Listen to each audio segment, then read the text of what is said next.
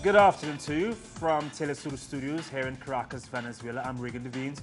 Thank you so much for joining us here on From the South. We start again in Quito, where the heads of state for Colombia and Venezuela agreed to restore diplomatic dialogue on the situation along the border between the two countries. Presidents Maduro and Santos agreed on a 7-point program to bring progressive normalization into the border. It was their first meeting since the beginning of the crisis on August 19th. A prior meeting between the foreign ministers of both countries had failed to yield the desired results. Quito's talks were mediated by the presidents of Uruguay and Ecuador, Tabaré Vázquez and Rafael Correa. The latter read a joint statement explaining the points agreed. Los presidentes de Colombia y Venezuela acordaron: 1. El retorno inmediato de los respectivos. The presidents of Colombia and Venezuela agreed, first, the immediate return of their ambassadors. 2. Realizar una investigación. Second, to conduct an investigation into the border situation. 3. Third, to immediately bring together teams of ministers to address the sensitive border issues. This meeting will take place on the 23rd in Caracas. Fourth, the progressive normalization of the border. Fifth, the coexistence of the economic, social, and political models of each country. Sixth, a call on the spirit of brotherhood and unity, promoting a climate of mutual respect and coexistence. Seventh, to continue working with the accompaniment of Ecuador and Uruguay. Y la unidad, propiciando un clima de mutuo respeto y convivencia. Séptimo, continuar trabajando.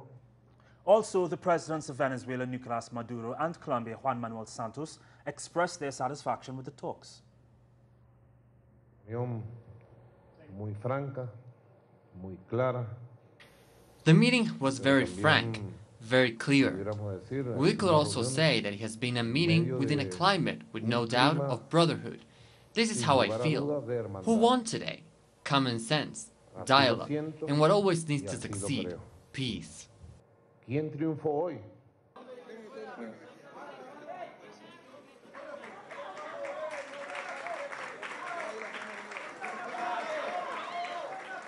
Yo entiendo perfectamente.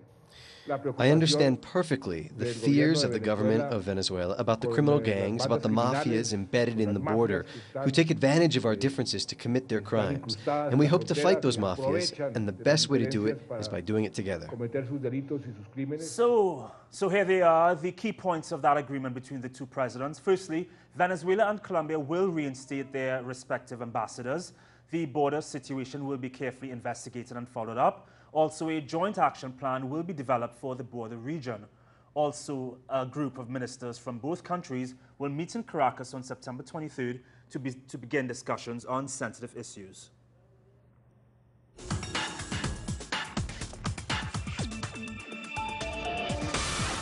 In the last hour, Pope Francis has finished his visit to Cuba and is now heading to the United States, where he will meet President Barack Obama and will also address both the Congress and the United Nations. Having had an important role in the reopening of diplomatic ties between the two countries, the Pope is expected to further encourage reconciliation between the two historical enemies. There is also a possibility that he may meet families of the Ayotzinapa students who disappeared in Mexico nearly a year ago. Before leaving Cuba, Pope Francis blessed the eastern city of Holguin, home to the Castro brothers, and in Santiago he visited the country's holiest sanctuary, known as the Shrine of the Virgin of Charity of El Cobre. And our correspondent Bianca Perez is in Washington, gauging the mood ahead of the Pope's arrival. We are currently here outside of the White House, where security barriers have been put in place to avoid people getting any closer. This, of course, due to Pope Francis's visit here to the U.S. The Pope is due to arrive today at 4 p.m. He will be arriving at Air Force Base Andrews, where he will be greeted by President Barack Obama, along with the First Lady, Vice President Joe Biden, and his wife. He will then be traveling to the Vatican Embassy here in D.C., where he will be staying for the remainder of the 48-hour period of his visit here to the nation's capital. He will meet with President Barack Obama tomorrow morning here at the White House. He will then do a parade in his Pope Mobile around the National Mall, where people will get an opportunity to have a closer glimpse. He will also then be doing the canonization of Junipero Serra at the Basilica, And on Thursday morning, he will be meeting with a joint session of Congress in which he will be addressing different issues. He will then be traveling to New York and finally to Philadelphia to conclude his papal visit here to the U.S. This is all the information we currently have. For Telesur from Washington, D.C., this was Bianca Perez. Back to our story on the border meetings between Colombia and Venezuela. We've got Natalia Margarita now on the line in Colombia for more on the recently concluded meeting about the crisis, of course, involving the border. Natalia, are you there? Hi there, Regan. Hi, Natalia. Well, we understand that Colombia and Venezuela have agreed to a few things, namely the reinstating of both countries' ambassadors, reopening of the borders, continued talks, as well as the launch of an investigation into crime at the border, among others. Now, with regards to the investigation, will this be a joint one? Who will lead it, and when does it officially begin? Well, we don't have those details yet, Regan. What it's true is that both presidents have agreed to start progressively normalizing the situation right there in the border. And in the diplomatic level, we can definitely speak about a normalization of diplomatic relations after both presidents have agreed to send back their ambassadors to post. And this decision to redeploy the ambassadors come after both ambassadors were recalled back in August. So in the diplomatic level, we definitely have an absolute normalization of the diplomatic relations.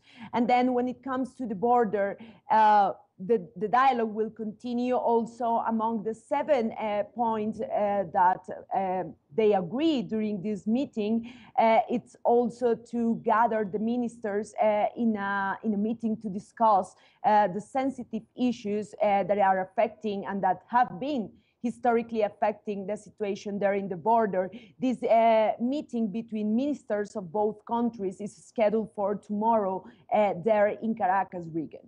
Well, I guess it may be too early to tell now, but a lot of this, as you know, you've been reporting, has involved many Colombians who are either repatriated or left on their own. Do you have a sense of how these new decisions will affect them? Well, political parties, congresspeople, and leaders from social organizations here have welcomed and have seen as very positive the 7 agreements that have been reached yesterday by both presidents in Quito. Nonetheless, the expectations are mainly in those ministerial meetings, this ministerial meeting from both countries that it's going to take place tomorrow in Caracas. Let's remember that yesterday they reached like a preliminary 6-7 point agreement, but still those sensitive issues to in fact move towards the normalization of the situation right there in the ground in the border. Well, those issues still need to be addressed, but the reactions in general are very positive.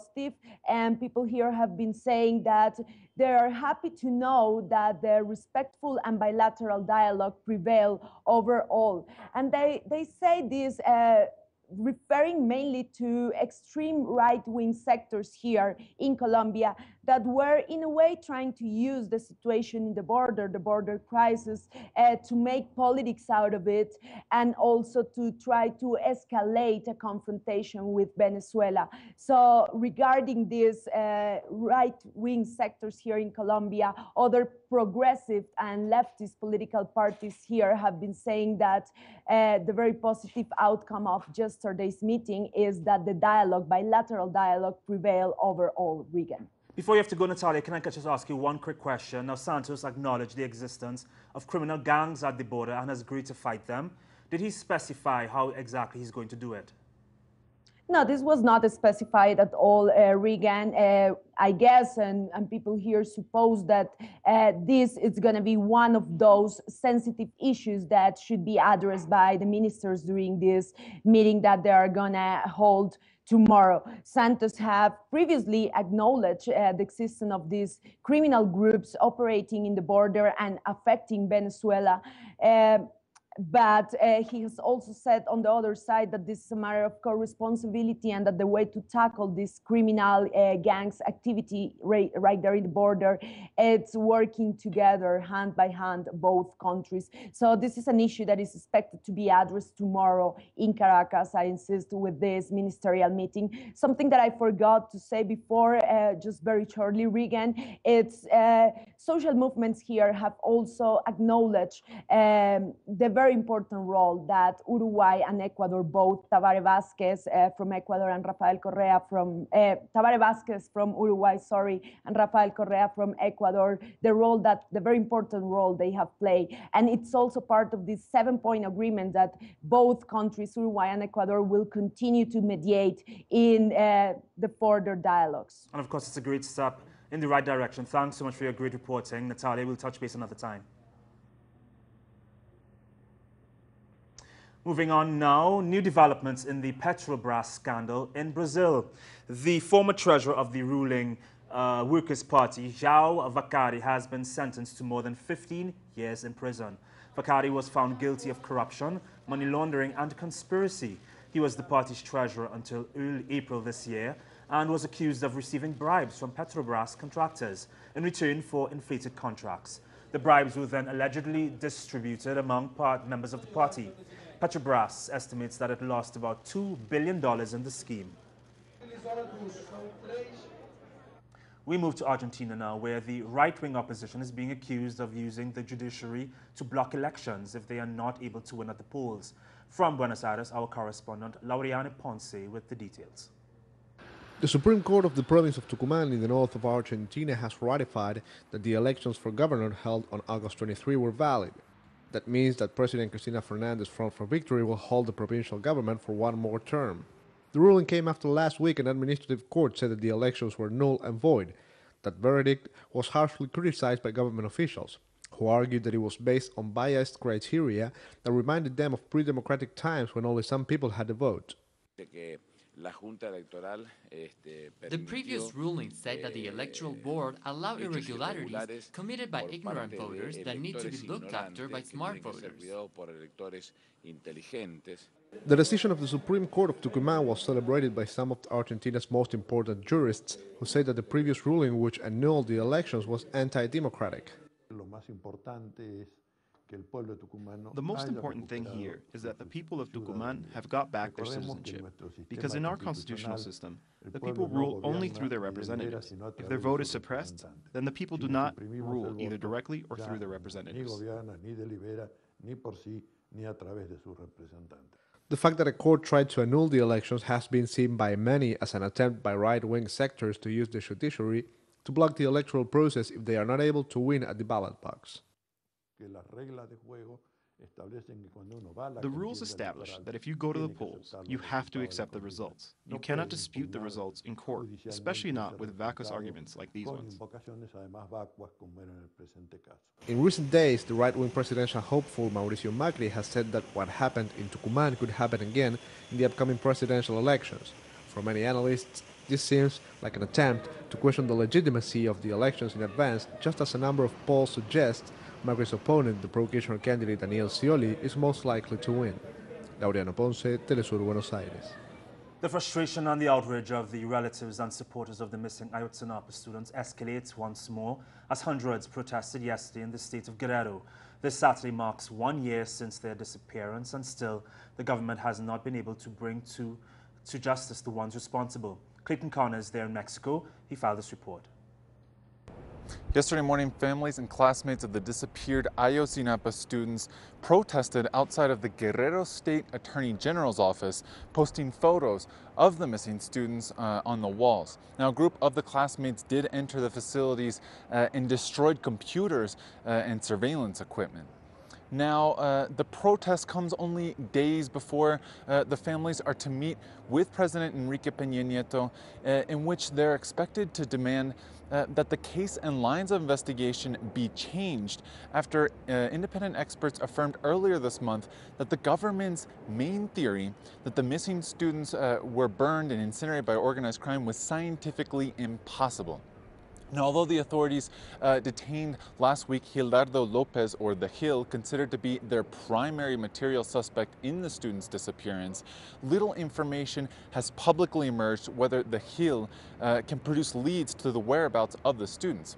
Now, the families and their legal representatives also raised eyebrows and doubts at the arrest, explaining that they had months prior provided their own information that could have led the authorities to detain the organized crime member, the Gil, but yet his capture only comes days before marking the one-year anniversary of the student's disappearance. Meanwhile, a group of academics from more than a dozen institutions have written an open letter to the President and the Attorney General's office demanding that all the inconsistencies, omissions, and errors in the official investigation be cleared up and those responsible be held accountable. This is Clayton Kahn reporting for Telesur here in Mexico City. Volkswagen has been embroiled in a scandal after the German car maker admitted to cheating. We've got the full story on this, plus others after the break.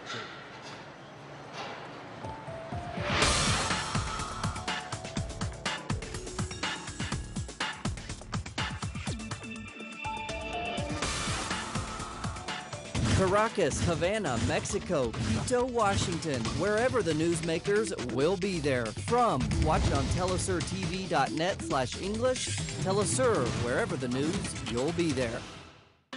A world infinitely connected.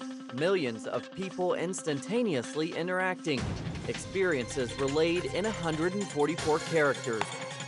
Millions of lives in every corner of the planet. They're not tweets, they're stories. Watch it on telesurtv.net/English. Telesur, wherever the news, you'll be there. From London, an interpretation of current world politics as presented by the activist, writer and historian Tariq Ali. The emergence of the United States as a global empire. The world today. Only on telesurtv.net in English. Wherever the news, you'll be there.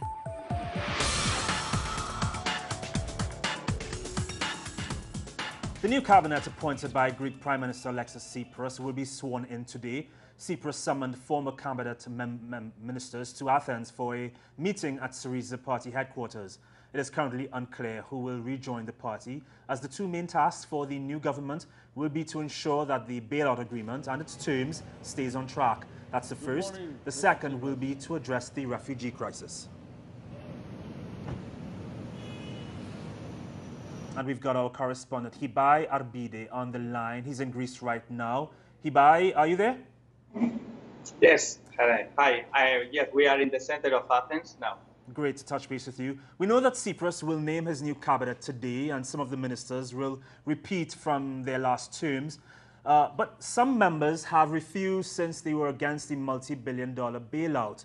What do you think can we expect on this? Will Tsipras have troubles finding supportive ministers to form his cabinet? We don't have yet the official names, but according to the Greek press, we can announce some of them. The first of one is that, according to Efemeridaton Syndacton, that is one of the main press in Greece, Nikos Poutsis will be the president of the parliament. Till now was Zoe Konstantopoulou. He's been a very famous figure during the last year, but now will be Nikos Poutsis. According to the press, to the Greek press, Dragasakis will continue being the vice prime minister, and Euclid Tsakalotos will continue in the Minister of Finances. Even if Euclid Tsakalotos was considered one of the part of the more leftist Syriza part, and according to some press, was refusing to continue in the minister. Another Reuters and another media tell today that he will continue. He has finally accepted to be continue to be a finance minister. Panagiotis Skouletis will continue in the reconstruction economical area, and Panagiotis Pouroumplis will be the public minister of order, the public order chief of the police. There are not many names, they are not official, but these are to the moment, as much as we know. We continue informing, but that's the only news there are. in the moment. That's understood. That's understood. We will wait until this evening to get further information. But one of the criticisms made to the former cabinet was that there are no women in it. Can we expect the new government, you think, to be more gender balanced? I would like to say that for sure there will be, but I'm not absolutely sure. In Greece, the sexism is a problem. It's a big problem that goes beyond the members of the cabinet. One of the main problems during the last government was that in Greece was not even a problem, a public debate around it. So we would like to say that there will be women in the new cabinet, but we are not absolutely sure. All right, no worries. Hibai, thanks so much. We'll touch base with you another time. Keep safe, all right? Thanks. No problem. Thanks a lot. Moving on now, in a significant majority, European interior ministers have agreed on a deal to relocate 120,000 refugees across the continent. Refugees will be moved from Italy, Greece and Hungary to other countries in the EU. However, the UN Refugee Agency has criticized the plan, saying it is insufficient. The matter must now be ratified by EU leaders at a second meeting in Brussels on Wednesday. And in just a few hours, the pontiff will arrive in Washington, where a massive security detail has been deployed as hundreds of thousands of people are expected to gather to see him. Our correspondent in Washington, D.C., Bianca Perez, explains the final preparations being made ahead of the Pope's arrival. Workers are finishing up the last details at the Basilica of the National Shrine of the Immaculate Conception, the location that will host the most important religious event set to take place during Pope Francis' visit to the nation's capital, the canonization of Junipero Serra, a Spanish missionary who brought the gospel to the United States. He is the parish priest of the world. His gestures, his words, his caress of people has touched people in 2.5 years in a way that I cannot remember. So with this great anticipation and excitement for Pope Francis here in Washington, Philadelphia, and New York. Faithful Catholics are also excited for his arrival. Many are willing to use any means necessary in order to see His Holiness. Well, I expect a lot of people. I expect a lot of energy. Many of us will have to get out and walk. I have a ticket to the Mass, so I know I'm planning to come on Metro. Washington, D.C.'s Metro Rail has warned delays up to 2 hours long can be expected for the length of the Pope's visit. Businesses and residents are expecting road closures and traffic delays. Some companies near the Pope's scheduled events are even allowing their employees to work from home. My office is right next to where the church is, where he's speaking, so we're working from home on Thursday. They're keeping the offices closed, just trying to keep as many people off the road as possible because I think it's going to be a lot of delays. An estimated 50,000 Latinos will be present in Washington, D.C. during the papal visit. Many of them have traveled from other countries to join #WalkWithFrancis, an initiative that hopes to raise 100,000 pledges in support of the Pope's messages. Bianca Perez, Telesur, Washington, D.C. German car maker company Volkswagen has admitted to cheating diesel vehicle emissions tests in the United States. The company said that 11 million vehicles worldwide have been fitted with a device designed to cheat emissions tests. Via a video statement posted on its website, the company's CEO apologized. However, it appears he does not intend to quit. German Chancellor Angela Merkel has called for transparency in the investigation. The UK has also called on the EU to conduct an investigation, but that remains to be seen. In the West African nation of Burkina Faso, the leader of the recently held coup there, General Gilbert Diendéré, has defied an ultimatum by troops who opposed his takeover. The general and his loyal Presidential Guard forces were given until 10 a.m. to surrender or face an attack. However, Diendéré insists that he will only hand over power to a civilian on the date recommended by the ECOWAS summit. He also indicated that he did not want any violence. Youth representatives from around the world have been meeting in Damascus to try to understand the reality of the conflict in Syria. Their Syrian hosts say that for the last 5 years, much of the world has turned a blind eye to the violence against innocent citizens in their country. In light of the crisis forced on the Syrian people by almost 5 years of extremist violence, Damascus has been hosting the International Youth Conference for 2 days. It brings together representatives from more than 150 countries in Latin America, Europe, and Asia. I'm very glad to be a part of this beautiful conference, and it's really exciting and interesting here. And by the way, I want to say it's not really dangerous in Damascus, not only showing on the news, and that's not. I'm safe here. Thank you.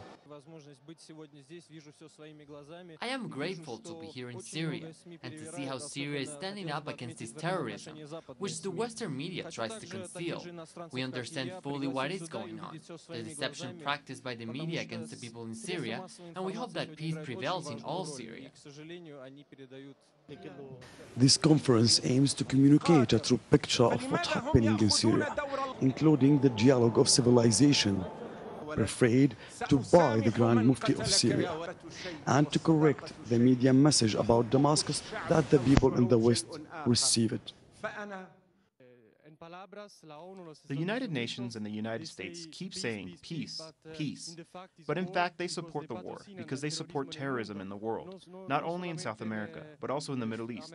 Our mission here is to call on the West to stop their support for terrorism in the world. So this is my message too.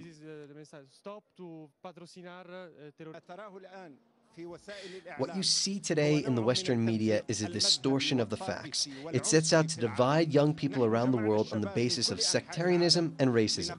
We've brought young people from all over the world to say that Damascus does not believe such divisions. Syria is a country where all peoples of the world can come and see the truth. Today, Syrians from all walks of life want to hold world to understand the truth and to stand side by side against the extremism in order to put a stop to this endless war. Hazem Abdullah, Telesur, Syria. The United Nations envoy to Libya, Bernardino Leon, has presented a final draft of a peace deal to the country's warring factions and has urged all parties to accept it. Libya needs a united government in order to tackle people smuggling across the Mediterranean, as well as the rise of jihadist groups. Leon has led several rounds of peace talks aimed at ending the country's chaos, but after talks ended late on Monday, Leon indicated that the parties could either take the deal or leave it. Refuse, or they can reject the proposal, but in this case they will be also choosing the uncertainty, choosing the difficulties to work with the international community, to work with other Libyans, and of course putting the country in a very difficult position.